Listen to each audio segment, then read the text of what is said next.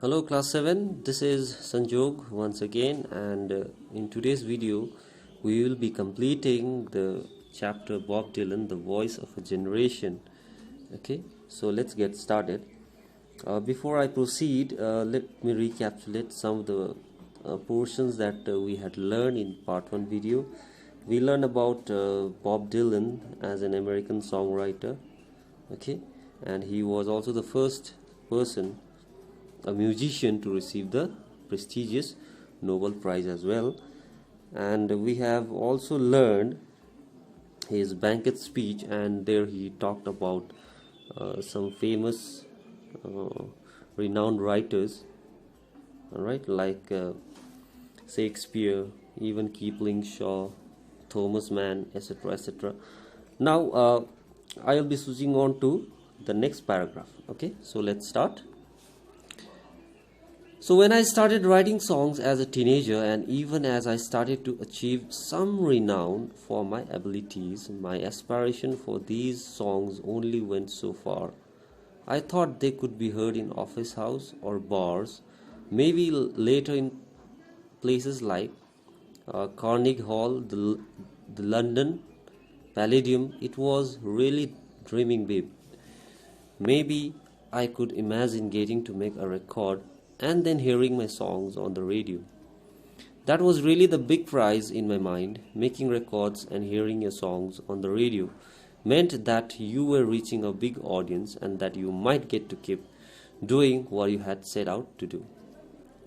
So he is expressing that when he started writing a song as a teenager, okay, and when he also started that, gradually now he started getting some positive feedback, all right, some fame, okay, and my abilities, my aspirations here means ambition for these songs only went so far. I thought they could be heard in office house or bars. When he started his career as a musician, he just thought that the song could be heard in the office or bar, means that was his ambition. And he's talking about here a Carnegie Hall. It is situated in New York, okay, and it is like a music auditorium, especially for where it presents a wide range of exceptional musical performances, okay. And he also talked about London Palladium. It is also like a Carnegie Hall only, where it is situated in London. There also the musicians from all over the world, they performed, okay. It is a hub of music, you can say. And it was really dreaming big. Maybe the dream that he has, maybe I could imagine getting to make a record and then hearing my songs on the radio. So that was his ambition, right? He worked and that was the motivation actually. What his motivation was, simply to record a song so that he can reach to the larger audience. Now that was really a big prize in my mind. So when he is comparing to the Nobel Prize, actually he was not targeting the Nobel Prize. What was his main ambition, what was his main motivation, was to reach the bigger audience. So making records and hearing your songs on the radio meant that you are reaching a big audience and that you might get to keep doing what you had set out to do. So this is my actually the ambition, my motivation to record the songs. Well, I have been doing what I set out to do for a long time now. I had made dozens of records and played thousands of concerts all around the world. So he was just he started his career and he has set out to do it for a long time. And if you go and if you research about Bob Dylan, you will see he has recorded almost thousands of songs, okay, and he has done thousands of concerts also all around the world. But it's my songs that are at the vital center of the almost everything I do. But it is the song which he has composed, all right, it is the song which he has sung, and it is one of the most vital center for him. Now they seem to have found a place in the lives of many people throughout many different cultures, and I'm grateful for that. So not only a typical, basically he was a typical folk American singer, okay, a musician, but he has reached in an entire world, all right, and the people appreciated his music also. So he has found a great platform, okay, to reach the different cultures in the sense I am talking about some different countries, people, and the culture of that. So but there is one thing I must say, as a performer I have played for 50,000 people and I have played for 50 people, and I can tell you that it is harder to play for 50 people. 50,000 people have a singular persona, not so with 50. So each persona has an individual separate identity, a world unto themselves. So he is also talking about his experience. He has played for almost 50,000 audience also, and even for the 50 people. But it is difficult to play for a 50 people because each and every individual has a separate identity. They have their own thought, a world onto themselves, so they can perceive things more clearly, all right, so they can perceive the things more precisely. So your honesty and how it relates to the depth of your talent is tried. So the fact that the Nobel Committee is so small is not lost on me.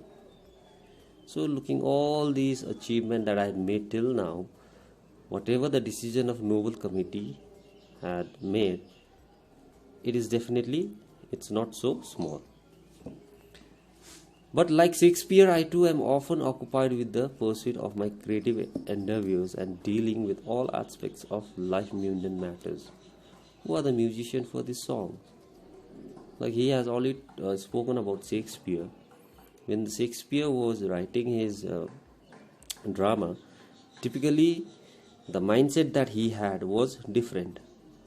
So if I compare same with the Shakespeare, then still I have to think before what I supposed to do.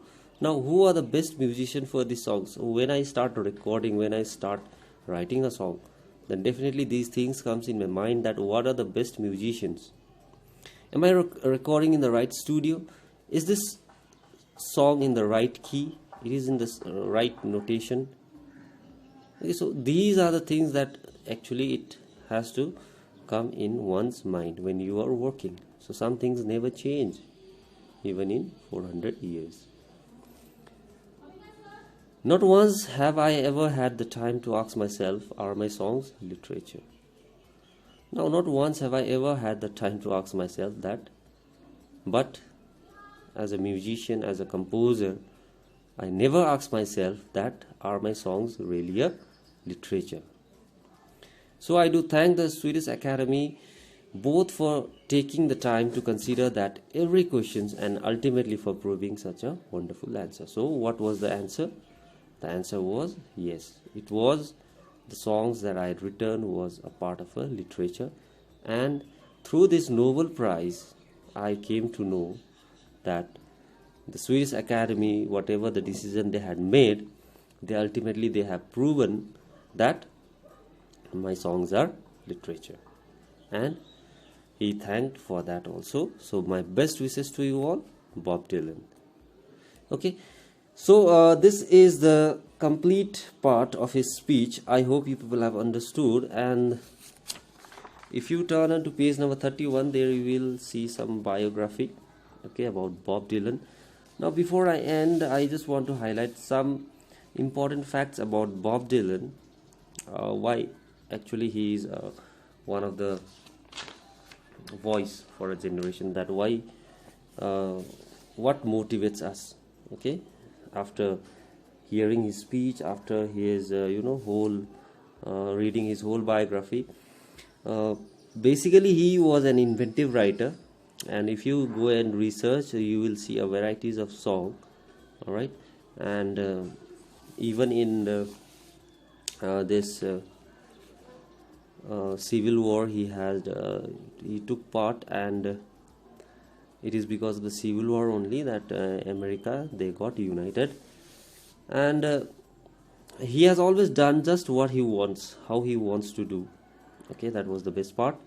And the fact that he is orthodox way, all right, orthodox way in the sense like he has stuck with his own music, he has stuck with his own work, and he believes in doing his work in his own way, all right, and that has resulted in overpowering the success.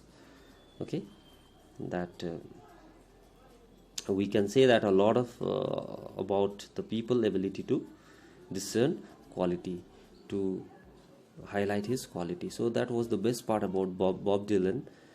Okay, so with this note, I'm ending the video here, and I'll be giving you the assignment in the WhatsApp group. So stay tuned and keep studying. Thank you, class.